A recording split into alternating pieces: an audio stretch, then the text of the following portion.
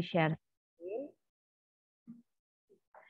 Nah, soal PAT nanti terdiri dari 25 soal dengan materi kelas 8 pada semester 1 dan semester 2. Nah, kalau kita flashback ya, di semester 1 kelas 8 itu kita pertama kali belajar matematika itu dengan materi pola barisan atau pola bilangan ya. Di mana nomor 1 di sini pada barisan aritmatika 8, 12, 6, 16, 20, 24 tentukan suku ke-20. Oke, di sini ada yang masih ingat tidak rumus dari barisan suku ke n barisan aritmatika?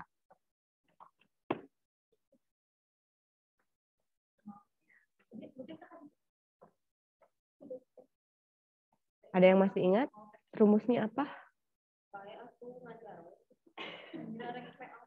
Lupa, Bu. Lupa lagi, oke. Bentar.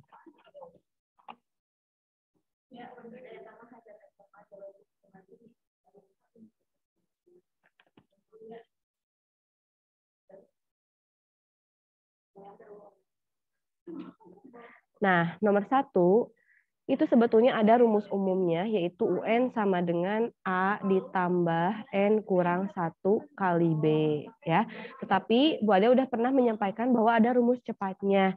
Jadi ketika yang ditanyakan suku ke-20, itu kita langsung aja A ditambah 19B. 19 dari mana? 19 itu kurang 1 dari rumusnya, dari suku yang mau kita cari. Kalau suku ke-20 berarti rumusnya A tambah 19B. Kalau misalkan suku yang ditanyainya itu suku ke-18 misalkan, jadi rumusnya A tambah 17B.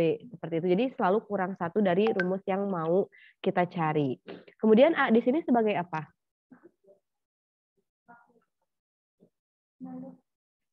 A di sini sebagai apa? Baris pertama. Barisan pertama atau suku pertama atau bilangan pertama dari suatu barisan aritmatika.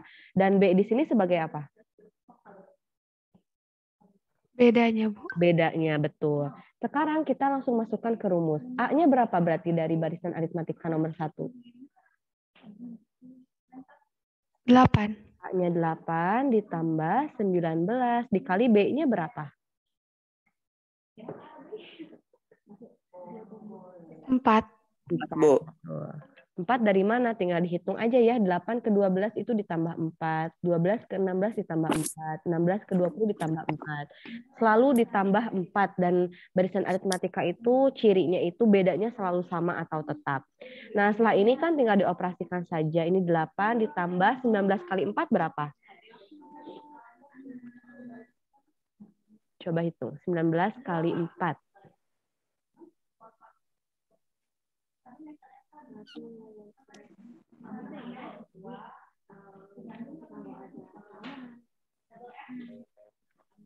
76. 76, betul. 76 ditambah 8 yaitu 84. Jadi jawaban yang tepat adalah yang C, ya. Oke. Lanjut ke soal nomor 2. Ini masih tentang pola bilangan di mana barisannya itu adalah 4, 6, 10, 16. Tentukan 2 suku berikutnya. Nah, caranya kita harus tahu dulu nih polanya itu gimana gitu. 4 ke 6 itu ditambah 2. 6 ke 10 itu ditambah 4. 10 ke 16 itu ditambah 6. Berarti kita bisa menentukan suku setelah 16 itu berapa ditambah berapa? 8, Bu. Tambah 8. Betul, betul. A, tambah 8. Kemudian habis tambah 8? Tambah 10. Tambah 10. Berarti di sini angka setelah 16 berapa? 24, Bu. 24. Kemudian setelah 24? 34. 34. Jadi jawaban yang tepat adalah yang C. Nah, nanti di soal PAT itu belum tentu polanya sama kayak gini ya. Bisa jadi si polanya itu ditambahnya dengan bilangan ganjil, ada tambah 1, tambah 3, tambah 5, bisa jadi dengan bilangan apapun itu. Jadi kalian harus bisa membaca polanya dulu sebelum menentukan suku berikutnya. Oke, lanjut ke soal nomor 3. Nomor 3 itu tentang segitiga Pascal.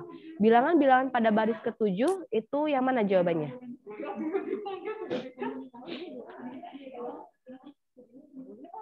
Jawabannya yang mana? pola bilangan segitiga Pascal pada baris ke-7? D. D, betul. Jadi cirinya ketika ditanyakan pola bilangan Pascal di baris ke-7, sudah pasti si barisannya itu mengandung angka 7 ya. Jadi yang tepat adalah yang D. Nomor 4. Nah, relasi yang tepat dari A ke B. 1 dipetakan ke 1, 4 ke 2, 9 ke 3, 16 ke 4, 5 tidak ada pasangannya ya. Ini yang tepat yang mana relasinya? Akar kuadrat, Bu. Akar dari. Oh, akar dari. Akar kuadrat atau yang mana? Akar kuadrat atau kuadrat dari? D. Kuadrat dari.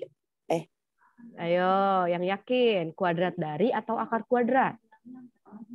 16 akar kuadrat dari 4, betul tidak? 16 kuadrat Betul. dari 4, betul tidak? Yang Betul, mana Bu. yang lebih pas yang mana? Yang D, Bu. Oke, sayangnya jawabannya yang C. Kenapa? Karena 16 itu kuadrat dari 4. 4. Iya, jadi 16 itu kuadrat dari 4 karena 4 kuadrat itu 16. Kalau akar kuadrat itu lebih cocok ketika relasinya seperti ini. 4 itu merupakan akar dari 16. Nah, jadi jangan sampai ketuker ya. Kalau 16 ke 4 itu relasinya kuadrat dari. Kalau dari 4 ke 16 itu baru 4 itu adalah akar kuadrat dari 16. Jadi jawabannya nomor 4 itu adalah C. Oke, nomor 5. Nomor 5 jawabannya apa? Ada yang bisa? Tentang fungsi nih. Ada yang masih ingat nggak atau lupa cara ngerjainnya?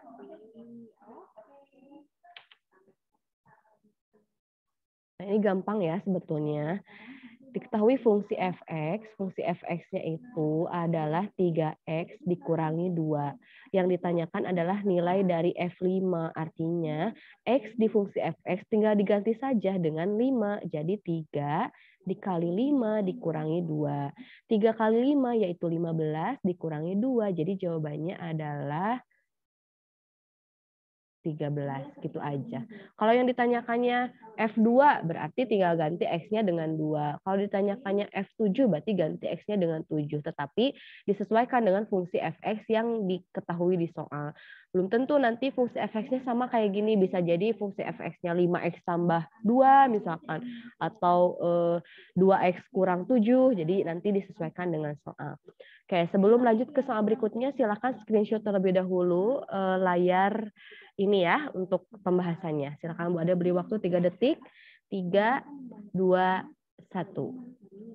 Oke, kita lanjut ke soal berikutnya. Di sini materi. Bu, boleh tanya, Bu? Oh, boleh. Gimana, A? Kalau apa? Kan nggak di screenshot tapi nulis di kertas yang habis di print, boleh? Oh, boleh banget atuh, A. Sok, boleh. Kalau di screenshot tuh bisa kalian nulisnya nggak keburu gitu. Sudah dipegang semua soalnya ya. Oke, lanjut ya. Kita lanjut ke slide berikutnya. Boleh? Boleh, Bu. Oke. Nah, soal berikutnya ini kayaknya kalian lupa lagi deh. Soalnya ini sudah beberapa bulan yang lalu dan ini Bu Ada tuh ngajarnya kalau nggak salah pas offline di kelas.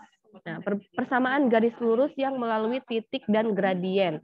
Ada rumus sebetulnya, ada banyak rumus. Ada yang mencari persamaan garis yang diketahui 2 titik, ada yang persamaan garis lurus yang diketahui 1 titik dan 1 gradien. Nah, untuk persamaan garis yang melalui 1 titik dan 1 gradien, itu rumusnya adalah Y dikurangi Y1 sama dengan M dikali X kurang X1. Nah, yang mana yang X1, yang mana yang Y1? Di sini kan ada titik ya. Titiknya itu adalah negatif 2,5 dan kita tahu bahwa titik itu X, Y ya. Jadi yang jadi X1-nya negatif 2, yang jadi Y2-nya adalah 5. Nah, di mana kita masukin ke sini nih. Y di sini sebagai variabel, jadi tulis lagi dikurangi Y1-nya yaitu 5 sama dengan M-nya. M itu adalah gradien. Gradiennya 3/2. Dalam kurung X dikurangi X1-nya adalah negatif 2. Nah, kadang kalian suka ceroboh mentang-mentang X-nya itu nilainya negatif 2, jadi kalian nulisnya X kurang 2 aja. Padahal di sini operasinya tetap dikurang, tapi X1-nya negatif 2, jadi ada tubrukan kayak gini. Selanjutnya, Y dikurangi 5 sama dengan 3/2 dalam kurung. X ini yang tubrukan karena negatif dikali negatif itu positif, maka operasinya berubah jadi tambah. Nah, selanjutnya Y dikurang 5 sama dengan ini kali pelangi. 3/2 dikali X yaitu 3/2X. 3/2 dikali 2 berapa?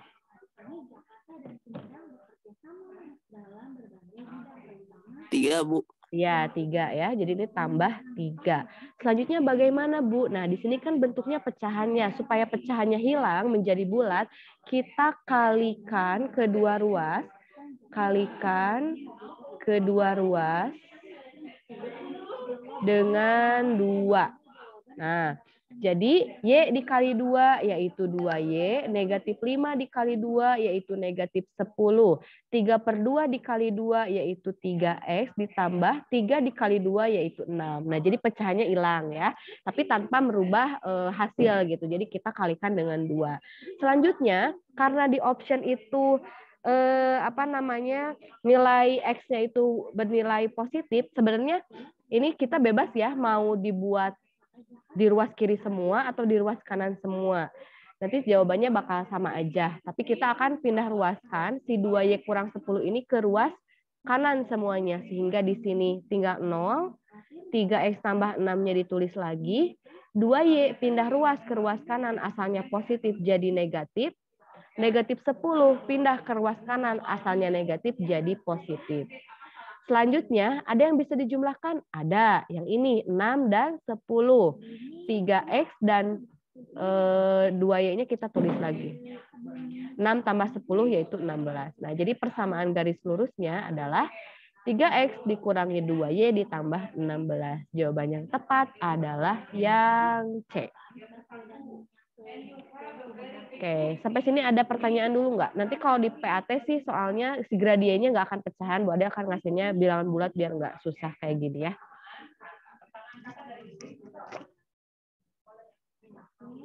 Oke, ada pertanyaan dulu. Kalau tidak ada, kita lanjut ke nomor 7.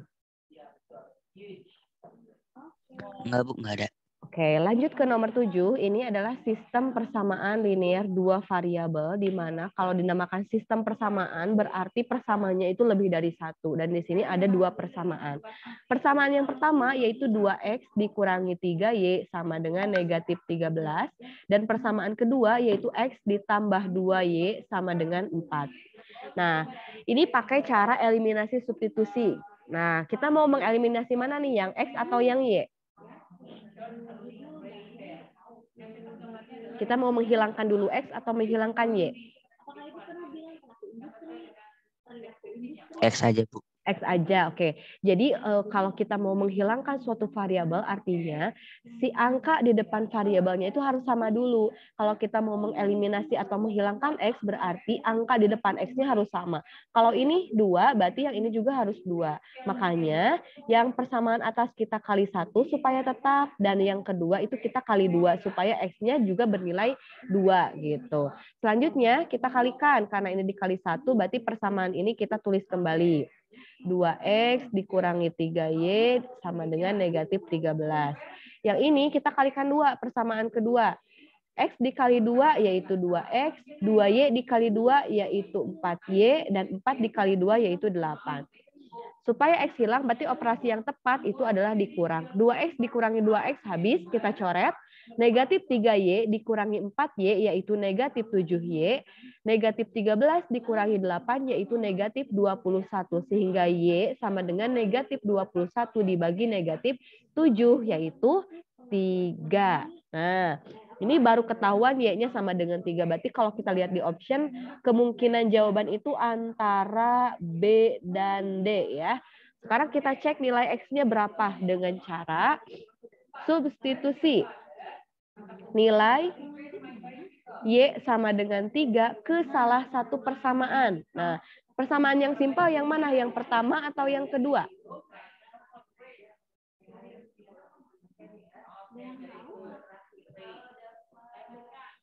Persamaan yang mudah menurut kalian yang mana? Yang pertama atau yang kedua? Yang kedua, Bu. Yang kedua ya. X tambah 2Y sama dengan 4. Ganti Y-nya dengan 3. Jadi X tambah 2 kali 3 sama dengan 4. X tambah 6 sama dengan 4, jadi X sama dengan 4 dikurang 6. Sehingga nilai X-nya sama dengan negatif 2. Jadi jawaban yang tepat ternyata yang B. Oke, silakan boleh di screenshot terlebih dahulu. Bu Ade beri waktu 3 detik. 3, 2, 1.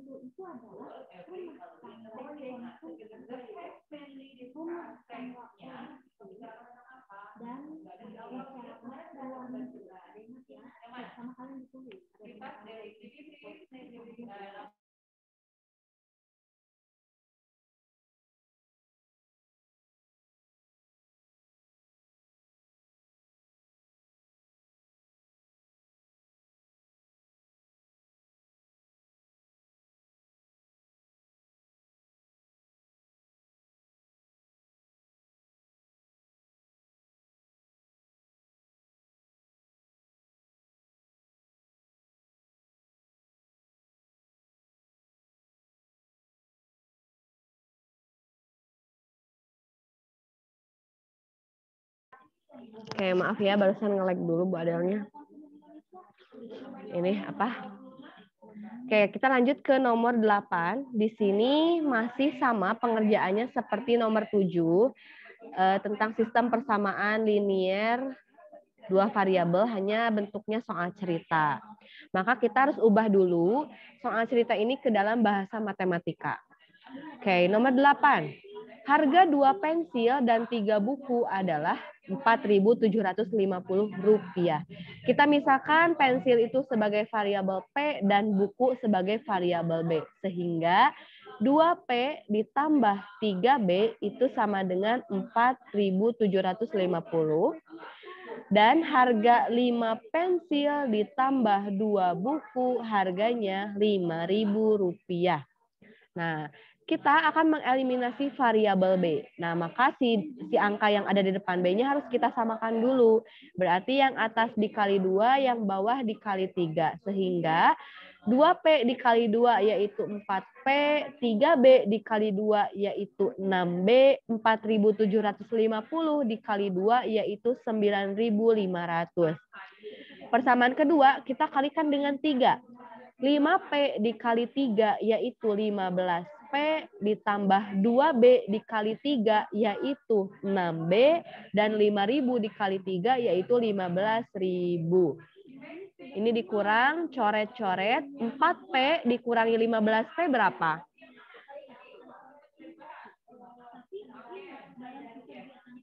Berapa 4P dikurangi 15P? Min 11. Negatif 11P. 9.500 dikurangi 15.000 berapa?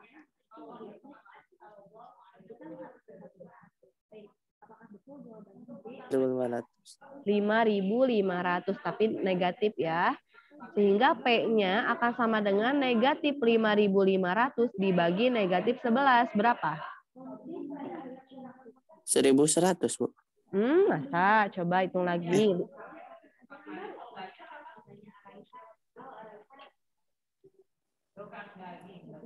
Rp5.500 dibagi 11.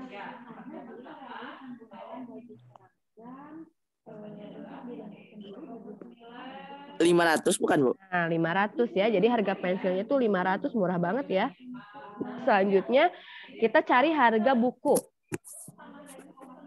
Substitusi nilai P sama dengan 500 ke salah satu persamaan. Kita masukin aja ke persamaan yang kedua. 5P ditambah 2B itu sama dengan 5.000. P-nya karena udah diketahui 500, kita ganti P di sini jadi 500. 5 dikali 500 tambah 2B sama dengan 5.000. Nah, 5 dikali 500 yaitu 2.500 tambah 2B sama dengan 5.000. 2B sama dengan 5.000 dikurangi 2.500. Sehingga B-nya sama dengan 2.500 dibagi 2 ya. Berapa 2.500 dibagi 2? 1.250, Bu. 1.250. Ini harga buku. Tapi yang ditanyain di soal adalah harga 3 pensil dan 12 buku. 3P ditambah 12B. Kita masukin aja P dan B yang sudah kita dapat. 3 dikali 500 ditambah 12 dikali 1250. Sama dengan ini 1500, ini 15.000. Jadi jawabannya adalah 16.500. Jawabannya adalah yang B.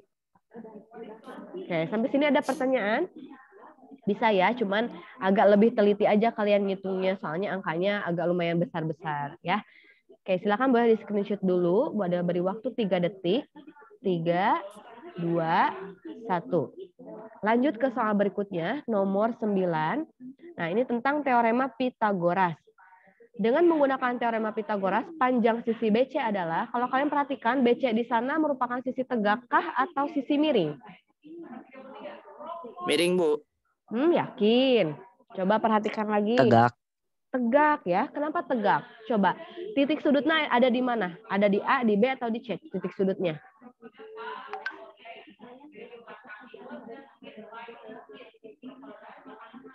Titik sudutnya di mana? Sudut siku-sikunya?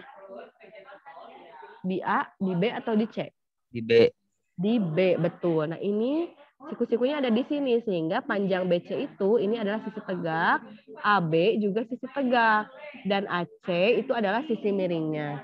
Sehingga untuk mencari BC, kalau yang ditanyakan sisi tegak, berarti rumus Pitagorasnya dikurang atau ditambah?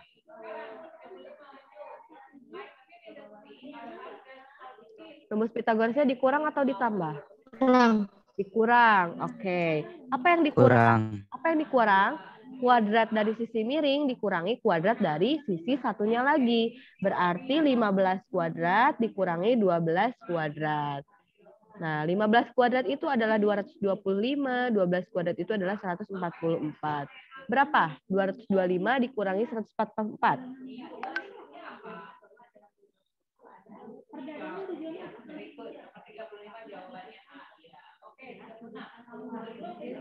Berapa?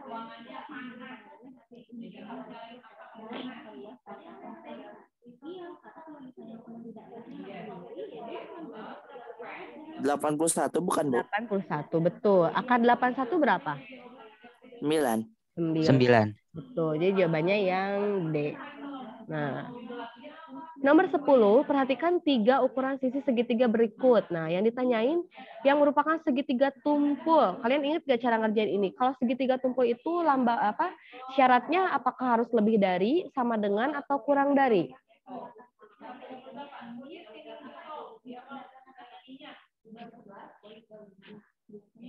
Tumpul itu harus lebih dari, atau kurang dari, atau sama dengan? Lebih dari ya. Nah, maksudnya gimana, Bu? Nah, ini harus dicek satu-satu karena kita mau nyari yang mana yang merupakan segitiga tumpul. Teorema Pitagoras itu adalah C kuadrat sama dengan A kuadrat ditambah B kuadrat, di mana C-nya itu adalah sisi miring, dan sisi miring itu merupakan sisi terpanjang dari ketiga sisi segitiga yang diketahui. Yang I itu ada 3 ukuran, ada 8 cm, ada 13 cm, dan ada 7 cm. Yang mana yang jadi C-nya? 13. 13. Maka 13 kita tulis di paling kiri. Nah, yang sendirian di sini. 13 kuadrat sama dengan 8 kuadrat ditambah 7 kuadrat. 13 kuadrat itu adalah 169, 8 kuadrat itu 64, dan 7 kuadrat adalah 49. Ditulis lagi, 64 ditambah 49 itu adalah 113. Oh, ternyata 169 itu tidak sama dengan 113, tetapi apa? Lebih dari atau kurang dari?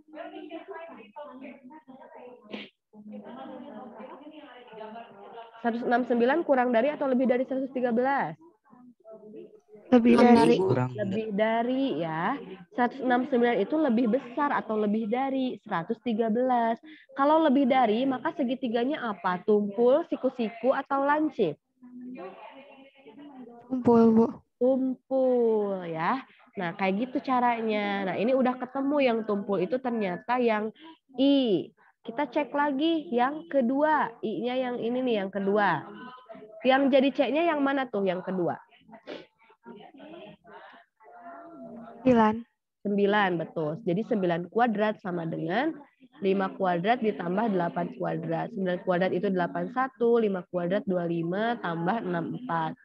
81 sama dengan 25 ditambah 64, 89. Nah, 81 kurang dari, lebih dari, atau sama dengan 89?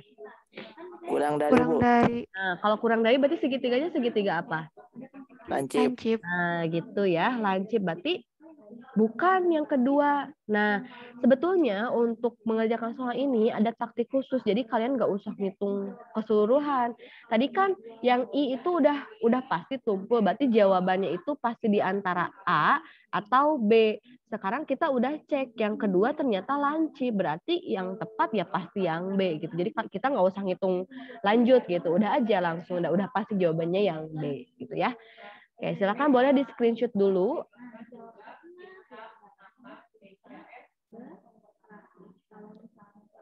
Oke, kalau sudah kita akan lanjut ke soal berikutnya. Nah, ini juga sama cara ngerjainnya kayak nomor 10, tapi ini mencari kelompok bilangan yang merupakan triple Pitagoras. Kalau tumpul mah tadi harus lebih dari, kalau lancip mah harus kurang dari, kalau triple Pitagoras harus apa? Sama dengan. Sama dengan. Nah, harus sama dengan. Kalau triple Pitagoras itu sudah pasti segitiganya siku-siku dan harus sama dengan. Kita cek nomor 11. Yang pertama, berarti 18 kuadrat sama dengan 8 kuadrat ditambah 15 kuadrat. 18 kuadrat itu adalah 324, ini 64 ditambah 225. Nah, jumlahkan 289. Ternyata ini lebih dari, berarti ini bukan triple Pitagoras. Kita cek yang kedua. 25 kuadrat sama dengan 15 kuadrat tambah 20 kuadrat. Ini 625, ini 225 tambah 400. Nah, ini udah kelihatan nih. Ini pasti triple. Ini 625, ini jumlahin 625. Nah, ini triple. Berarti jawabannya itu antara A dan C dan D. Wah, ini banyak ya di antaranya. Kita cek yang ketiga. 25 kuadrat sama dengan 10 kuadrat ditambah 24 kuadrat. Ini 625, ini 100, ini 24 itu berapa? 24 kuadrat? 576. 576, ini 625. Nah, ini juga bukan karena tidak sama dengan. Ini bukan. Kita cek yang keempat.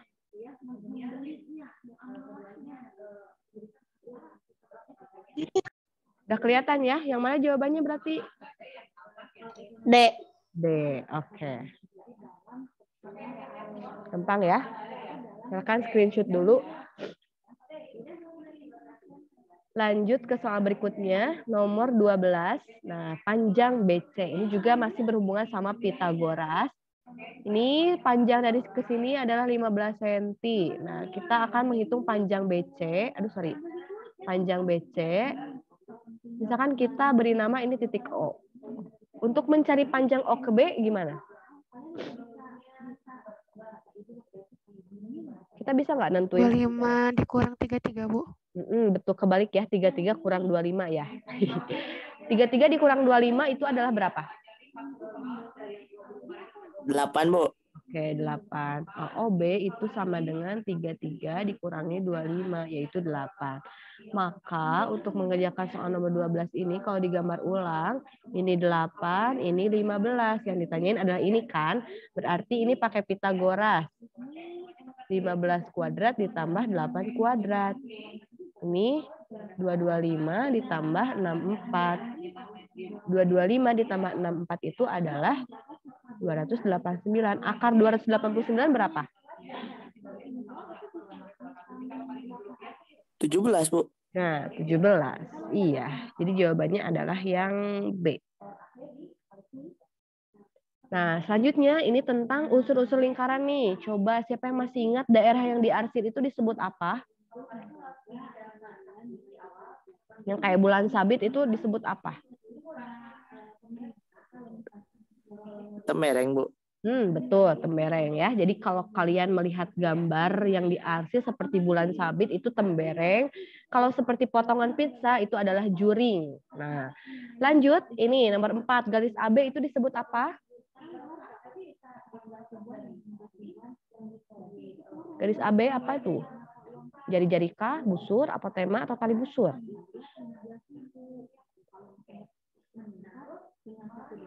Tali busur. Tali busur, betul. Jawabannya adalah yang D. Kalau busur itu ini yang melengkung ya. Nah, busur AB itu yang melengkung. Kalau jari-jari yang kayak gini. Nah, nomor 15. Menentukan luas lingkaran. Rumus luas lingkaran apa?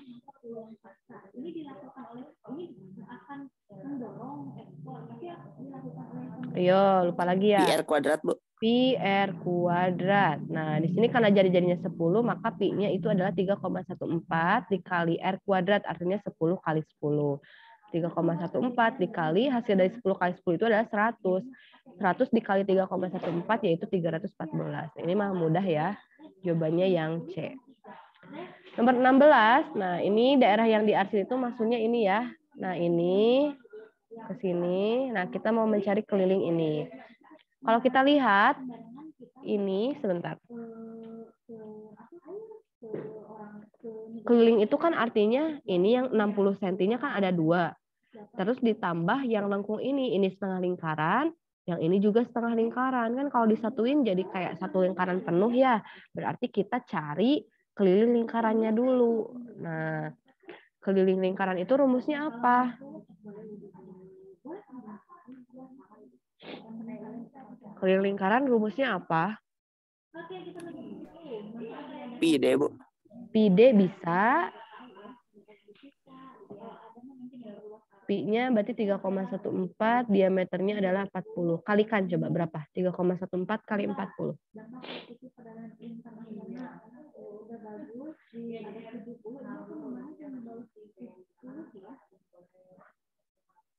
Nah, selanjutnya, ekonomi maritim dan ekonomi kelautan ada yang tahu nggak bedanya apa? Berapa? 125,6 bukan, Bu? Betul, 125,6. Nah, ini baru keliling yang merah ini. Sekarang keliling total berarti 60, ini ada 2 kan? 60 tambah 60 ditambah yang melengkung itu yang merah, yaitu 125,6. Coba jumlahin semuanya berapa?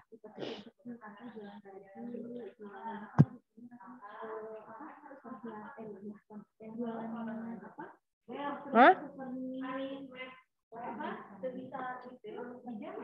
Hah?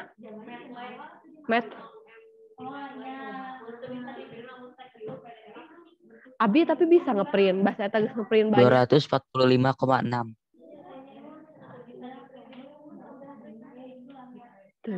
Coba ubahlah ka Word. Ubahlah ka Word coba. Kayak jawabannya berapa, A? 245,6 ya, betul. Jawabannya adalah yang A. Nah, ini bisa ya. Sekarang Bu Adel mau bahas nomor 17. Nah, ini belum Bu Adel kasih. Jadi nanti kalian bisa nonton YouTube-nya ini. Sekalian Bu Adel sekarang juga mau jelasin. Ini kita hapus dulu. Ini boleh di screenshot dulu ya sebelum Bu Adel hapus. 3, 2, 1. Nah, itu masuk ke dalam ekonomi maritim. Industri galangan kapal. Nah, nomor 17 ini adalah materi lanjutan tentang lingkaran, yaitu garis singgung, di mana ada garis singgung persekutuan luar, ada garis singgung persekutuan dalam. Di soal nomor 17 ini yang ditanyakan adalah garis singgung persekutuan luar. Rumus dari garis singgung persekutuan luar itu, kalau kita singkat dengan GSPL, artinya garis singgung persekutuan luar, rumusnya adalah akar dari D kuadrat dikurangi R besar dikurangi R kecil dikuadratkan. Kenapa bisa seperti ini? Jadi garis singgung itu maksudnya ada 2 buah lingkaran dengan jari-jari yang berbeda. Nah, otomatis lingkarannya ada yang besar, ada yang kecil. Di mana ini mempunyai titik pusat. Ketika titik pusatnya dihubungkan, ini adalah D-nya atau jarak kedua titik pusatnya atau D. Kemudian ini kan punya jari-jari, ini juga punya jari-jari. Nah, yang disebut garis singgungnya itu yang ini. Bentar, Bu Adel ganti warna. pelabuhan itu kan masuknya ke Nah, garis singgungnya itu yang ini. Nah, ini adalah garis singgungnya. Kalau kita terapkan di soal, di sana disebutkan bahwa dua buah lingkaran dengan jari-jari 11 cm dan 2 cm dan jarak pusat kedua lingkarannya adalah 15 cm. Tentukan panjang dari sini ke sini. Garis ini kalau kita geser ke sini, nah ini misalkan garisnya kita geser, akan membentuk sebuah segitiga. Nah, segitiganya segitiga ini yang kecil. kegiatan